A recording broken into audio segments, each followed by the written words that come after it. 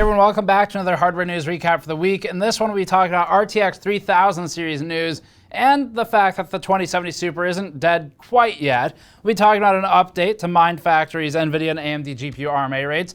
Those were shown a lot already at this point, but the numbers that were initially released were significantly different than they have been updated to. ARM's co-founder is not particularly interested in NVIDIA purchasing the company, although Samsung and TSMC are also interested. And then we'll be covering Intel's data breach of 20 gigabytes of information hitting the internet. Before that, this video is brought to you by Thermaltake's ToughRAM RGB memory, available from 3000 megahertz up to 4400 megahertz in 8 gigabyte by 2 configurations.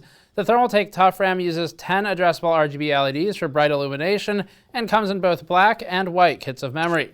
Learn more at the link in the description below. So first up, a quick update on the GN store. We just had a massive restock of our blue beer glasses. So these are the cobalt blue beer glasses with the teardown logo on them. They have MOSFETs, inductors, capacitors, fans, all kinds of PC components hidden inside of the logo, then a gold trim on the rim. These have been really popular since we got them. So big restock on those on store.gamersnexus.net, and they're shipping now. And then if you're on back order for the mouse mats or the mod mats, those are on track. So we're looking at getting those probably shipped out to you all around end of August is when the order should arrive, and it'll be going out. So the mouse mats in particular were insanely popular. They sold out right away when we listed them, and even the back order has already sold through significantly. So if you want to grab one, go to store.gamersnexus.net and place that, and it will be shipping around the end of August. Same for the large mod mats, and the medium mod mats will be restocked around then as well. And of course, in the meantime, we've also got the PC component shirts that we've just refreshed on stock for this brand new design. One other announcement that might interest all of you as well is that we're gonna be doing a stream, me versus JayzTwoCents, on Saturday. So it's probably the day this hardware news video goes up. It'll be at 12 p.m. West Coast time and 3 p.m. East Coast time for the US. We'll put some other time zones on the screen. But this is gonna be a troubleshooting challenge hosted by Linus from LinusTechTips and Austin. And so the plan, as I understand it now, is that Jay and I will be provided broken systems, and we're supposed to troubleshoot them into working, and whoever can get the system functional and reaching the benchmark scores that LTT's team tested before they sent it, that's the person who will be the winner. So really looking forward to it. It'll be a lot of fun. It's happening in place of LTX, and it'll be streamed on Linus's channel, so LinusTechTips for that. And then after that, we're gonna be doing our own stream, hopefully if the system actually works. We're gonna be doing an overclocking Linus's computer stream where we'll try and OC the system he sent us after we're done fixing it. So you'll wanna check around, that'll be on our channel, and that'll probably be somewhere starting within the 6 to 8 p.m. East Coast time area, depending on how long the stream with Linus goes. We'll start about 30 minutes to an hour after his ends. Okay, first news item is the RTX 3000 series, and the 2070 Super. First of all, there was a rumor propagated earlier this week that the 2070 Super was discontinued already. And we reached out to a couple of board partners. It appears to be that this rumor was not entirely accurate. The 2070 Super GPU is still being ordered by at least a couple of the largest board partners for NVIDIA, who are actively making more video cards and actively ordering the GPU from NVIDIA and its suppliers. So the card is not then entirely discontinued. It's not dead yet, but it will be eventually because the 3000 series is coming out, obviously. It appears that at least some partners are still manufacturing. Some have likely discontinued, and that's probably where the rumor originally came from. But it's not accurate to just have a blanket statement that says it's dead now. That said, the 3000 series should be announced probably on or very close to September 9th. We've received information from board partners directly speaking with GamersNexus about this, and that's the current intent for an announcement for the RTX 3000 series, or whatever it ends up being called. Pricing is not really known yet. No one has any idea, and NVIDIA keeps the pricing very close, as we said last time, to the leather jacket. Oftentimes at press events where they're done in person, Jensen, the CEO, is backstage deciding on final pricing right before the event goes live. So we'll find out more about that closer, but either way, it's looking like September is the intended launch date, and shout out to Igor from Igor's Lab for absolutely nailing that timing when he predicted it several months ago back in May or so. Final note on this too, of course, as the 3000 series is getting made, the existing card supply is supposed to shorten a bit. We're speaking with some of the board partners, and currently the demand is still extremely high from the work from home measures that are being taken by a lot of companies, and the supply is also dwindling because NVIDIA is ramping into its next generation and manufacturing those instead. So you will probably see supply shortages pretty soon, if not already, or at least compounding of it, but then it'll be picked back up when the 3000 comes out in September. Next up, an update on the Mindfactory numbers. Mindfactory is one of the most prominent German retailers serving the market, and the retailer regularly makes data available pertaining to the component sales and market share for at least its customers for PC DIY components. Mindfactory recently published its RMA rates for NVIDIA and AMD GPUs, and this data, it's interesting, but it only represents a glimpse into the market, and keep in mind that we're looking at specifically one retailer in one country, really, or one region at best. So we don't have anything that should be taken as conclusive. This isn't market-wide market share or anything like that, but still interesting to go over. So a couple of important caveats to address first. Mindfactory is updating this sheet every 5 minutes, so the numbers are constantly changing, and that means they'll be changed from when we go through this too. Second, they didn't disclose the timeline for which it's collecting this data. We guess it's been collected over the last year, but that's just a guess. And also, Mindfactory didn't disclose the reason for the RMAs, so this data can't be taken as empirical for trying to determine the hardware failure rate for a specific model or vendor. For instance, it's entirely possible AMD's RX 5000 RMA rates have been affected by the poor driver support early on in the life of the product, which isn't the same as a hardware failure. Overall, Mindfactory is reporting the RMA numbers for what appears to be a total of 172,000 or so GPUs, of which 50,400 belong to AMD, and the remaining 122,000 or so belong to NVIDIA. Earlier reports indicated 40,000 units and 76,000 units respectively, which was accurate to the numbers provided by Mindfactory at the time, but is no longer accurate. Mindfactory released the data before completing it, which gave, we think, a somewhat irresponsible picture of market share because it painted AMD in a massively more favorable light in terms of the distribution of its product than reality would support. According to the data, Mindfactory saw a total of 3,016 RMAs for NVIDIA and 1,625 for AMD. Given that NVIDIA's sales are higher, this distribution makes sense. The data encompasses most of each company's current product stack, with data representing the 1660 Ti at the bottom of the stack for NVIDIA and going all the way up to a 2080 Ti. Looking at the data, the RTX 2080 Ti has the single highest RMA rate for any GPU model, with an RMA rate hovering just over 5%. The cost may factor into this because people who spend over $1,000 on a video card are probably less willing to wait around for a fix. For AMD, Mindfactory's RMA data encompasses data from the 5500 XT up to the 5700 XT. It looks like the RMA rate for the 5500 XT is fairly low and gets progressively higher as we move up the stack to the 56 and 57. Overall, AMD's 5500 XT has the lowest RMA rate yet reported at 1.1%, but also the lowest sales figures. For NVIDIA, its GTX 1660 Ti has the lowest RMA rate at 1.2%. Mindfactory's data also has numbers for specific AIB models and partners as well, although not all RMA quotes from all models and vendors were available. We've been covering for a couple of weeks now the concept that NVIDIA wants to buy ARM. ARM's owner, SoftBank, is potentially positioning to sell the company, and NVIDIA has been one of the first to enter the ring as interested. There's at least one person, though, other than maybe regulators, who doesn't like the idea of NVIDIA owning ARM, and it just so happens that it's the same person who co-founded ARM. So, ARM co-founder Herman Hauser recently made it clear in a BBC interview that he's not really for the deal. Quote, "It's one of the fundamental assumptions of the ARM business model that it can sell to everybody," Hauser said to BBC. The one saving grace about SoftBank was that it wasn't a chip company and retained ARM's neutrality.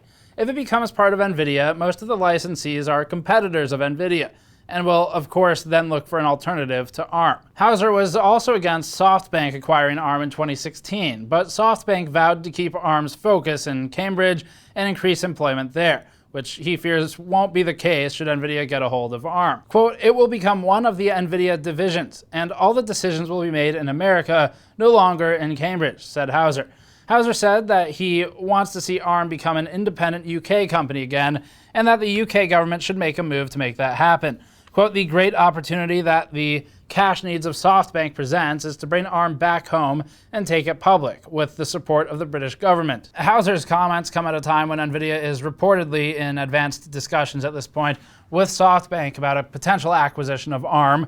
NVIDIA would obviously be extremely interested in this for a number of reasons, but as Hauser points out, ARM is manufacturing things for everybody, including Apple, which is trying to move away from NVIDIA and AMD. So this is almost like some weird attempt at forcing Apple to continue working with NVIDIA indirectly. But either way, such a deal would almost certainly attract the scrutinous gaze of lawmakers and regulators, so it's questionable whether it even go through.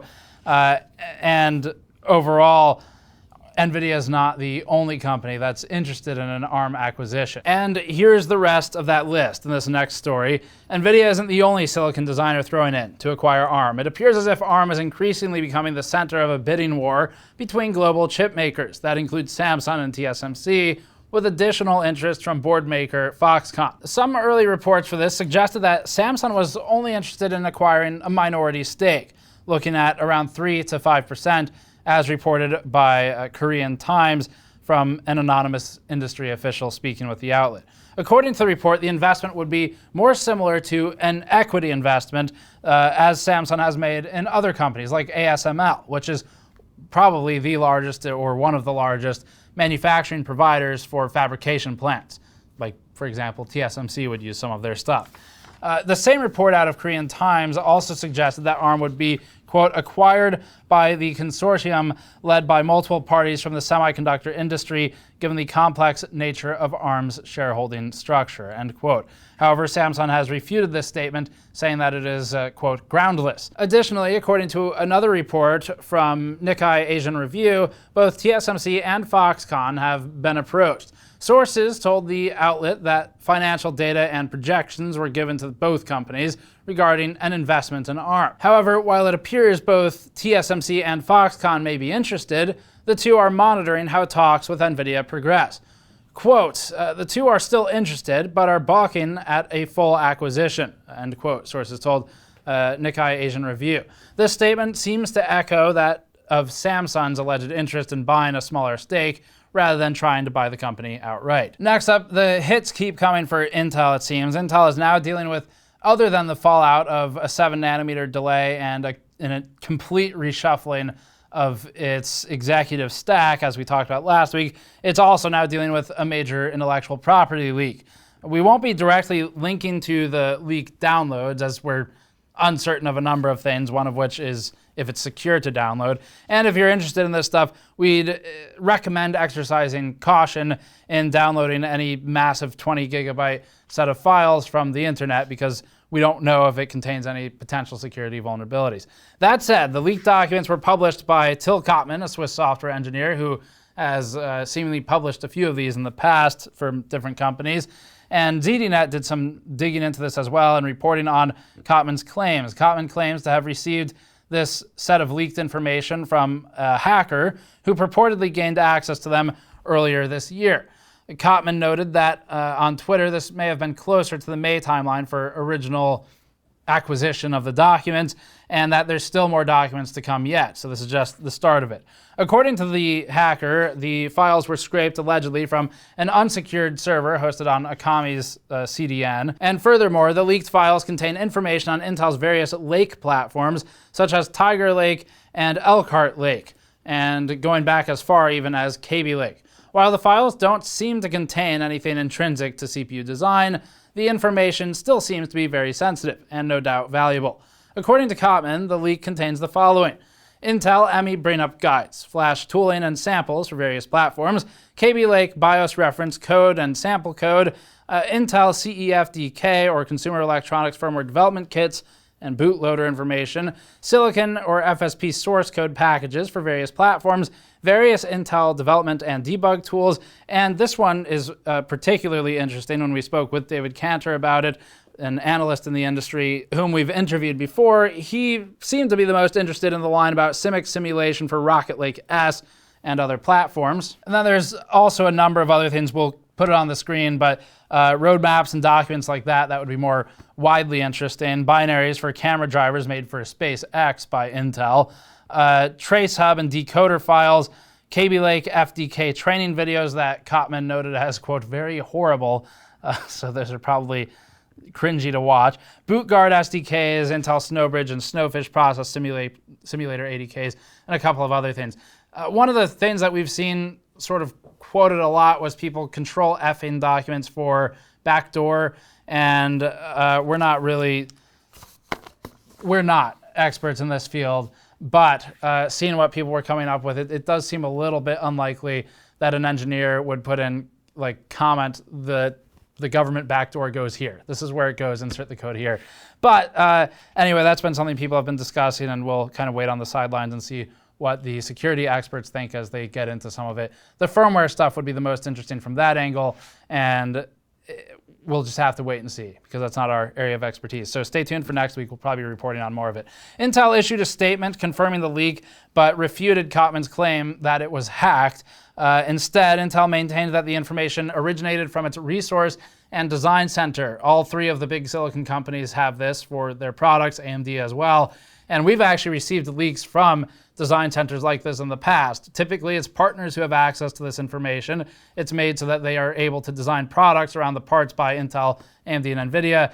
Most recently, we received several leaks from an insider with AMD who had access to a similar design center from AMD. So that's what Intel's saying. That would be much less severe than a server hack if it's accurate. The quote is, "We are investigating the situation. The information appears to come from the Intel Resource and Design Center, which hosts information for use by our customers, partners, and other external parties who have registered for access.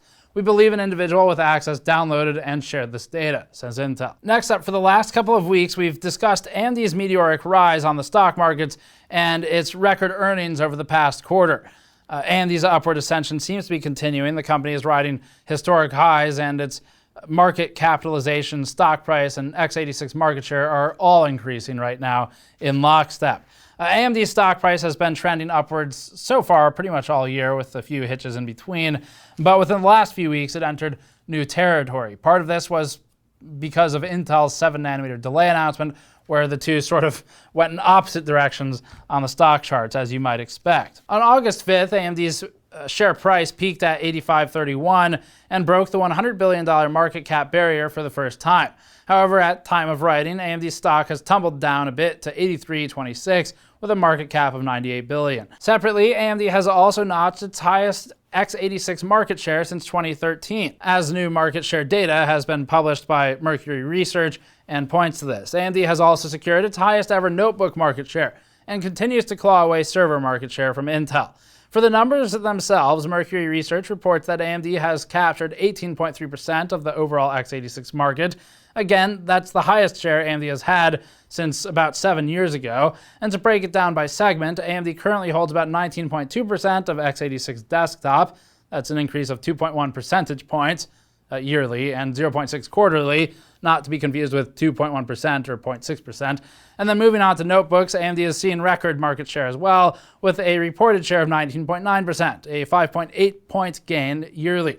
When it comes to servers, AMD CEO Lisa Su recently said that the company finally achieved double-digit share, but stopped just short of citing any numbers. AMD bases its server share numbers off of IDC's research, which reports only on 1P and 2P server market share. So that'd be the sockets in the boards. Mercury Research reports not only 1P and 2P, but also 4 and 8 configuration x86 servers. As such, there's a discrepancy between what AMD is claiming and what Mercury is showing. Mercury Research reports that AMD has captured 5.8% of the x86 server market. Intel should be better represented when counting 4P and 8P servers, so we'll have to see what IDC's numbers say to see where AMD got its quote from. Up next, this past week, we sadly lost not one, but two iconic names in computing and computing history, and these are names you should probably be familiar with if you're interested in computers as a hobby. Both Bill English and Francis Allen have passed away in the past week, each well known for their seminal contributions to home computing and to computer programming, respectively. Bill English is credited, along with Douglas Engelbart, who passed away in 2013, for the creation of the computer mouse. English built a prototype based on Engelbart's concept in 1963. The first prototype was built from a block of wood, with one red switch and metal discs for wheels that recorded movement. We've actually personally seen this mouse at the Computer History Museum in Mountain View, California, and we've shown it a few times in these news recaps since seeing it. If you're ever in that area, check out the Computer History Museum to see some contributions from both of these people in person. This early version of the venerable rodent that we all use now was shown during the 1968 Mother of All Demos convention, where it was shown alongside other early things like word processing, hyperlinks, and video calls.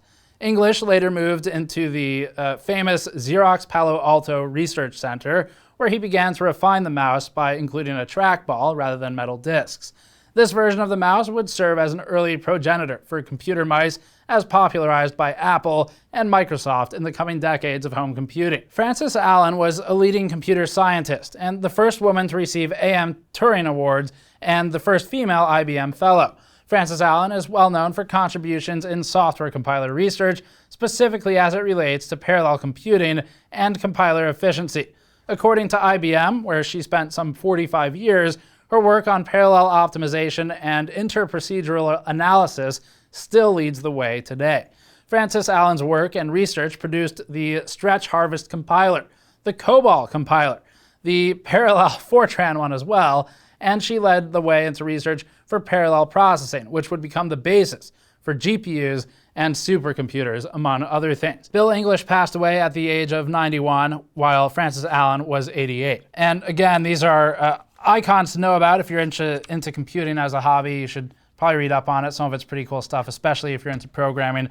Reading about COBOL and Fortran does throw me back to our Computer History Museum tour, though. So it's an old video. It doesn't have that many views. If you want to see some of this stuff that we saw in person at the museum, I was joined by Jim Vincent, who's a friend of ours and a very long-time programmer. He was able to give us kind of a walkthrough of the museum at the time. Next up, the former principal engineer at Intel, Francois Pidnoel, is back with another deep dive into Intel's troubles. Francois Pidnoel is in some ways notorious on the internet for his opinions on the Intel and AMD war, and Pidnoel recently shared some insight into what he believes led Apple away from Intel, as we discussed recently, and now he's offering his thoughts on the current state of Intel's manufacturing woes and how he thinks they can be fixed. Pidnoel offered up his take via his YouTube channel, but PC World's Gordon Ma-Un, and a friend of GN, whom we haven't seen because of the lack of travel, but we want to get him back on camera soon. Gordon wrote up a dissection of the video and sort of parsed it into a couple of excellent points that we'd like to highlight. And you should absolutely check out PC World's article on it as well if you're interested in this story. We'll link it in our show notes and sources document. First and foremost, Pidnoel echoes others' criticism that Intel is currently being led by non-technical people and that the chip maker promotes a culture of MBAs over those with a technical background. The somewhat opposite is true for AMD currently, whose CEO is an electrical engineer with extensive semiconductor and silicon design experience. Secondly, Pidnoel asserts that AVX 512 was a mistake.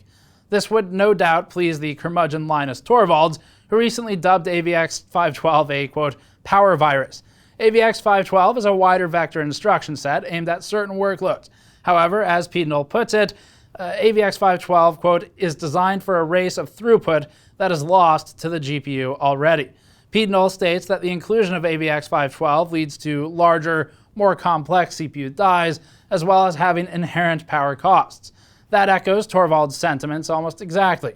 As Torvalds stated, he'd rather see FP math used in the GPU and see Intel's transistor budget aimed at other things than AVX 512. Torvalds also complained recently about AVX 512 taking away too much top frequency for Intel's CPUs. Intel CPUs usually downclock when executing 512 instructions, so this makes sense. And if you want to see more of that Torvalds discussion, we have that in a previous news video.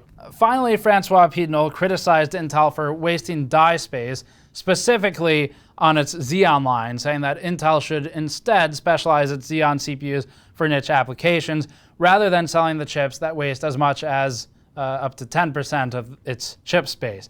Pidnoel highlighted applications that don't need 512 as a primary example of where to be more conservative. The former Intel engineer also touched on Intel losing focus on its core CPU business and issues with things like Intel's hyperthreading.